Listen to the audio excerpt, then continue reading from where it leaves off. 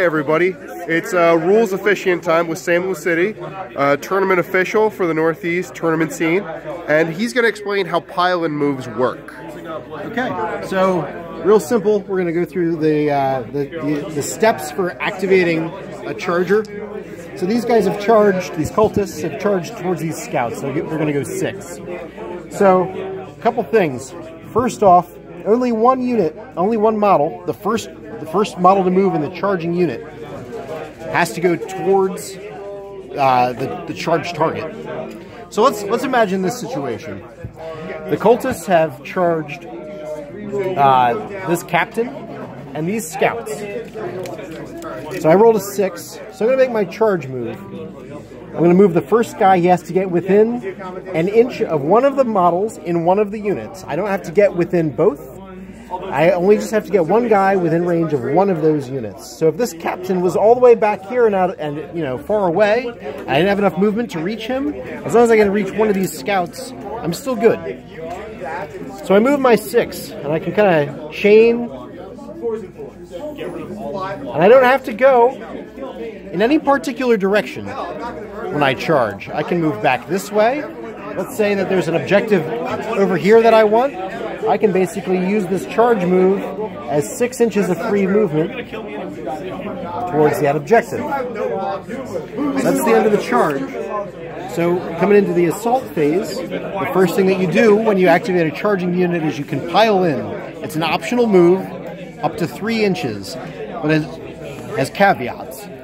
You have to move, if you're going to move, on a model-by-model basis so that you end your movement nearer to the nearest enemy model. So let's take a look at this guy over here. He's really close to the scout. He can, with his 3-inch movement, he could just touch the scout, or he could move all the way around as long as he ended up a little bit closer. So here now he's touching both of those scouts. Because he ended his movement closer, he was able to wheel all the way around.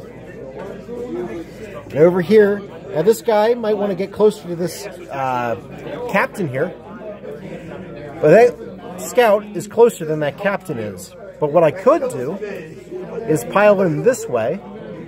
Now I got closer to the scout by doing so, but I also got closer to that Blood Angels captain. On the other hand, these guys still want to stay back here by the objective.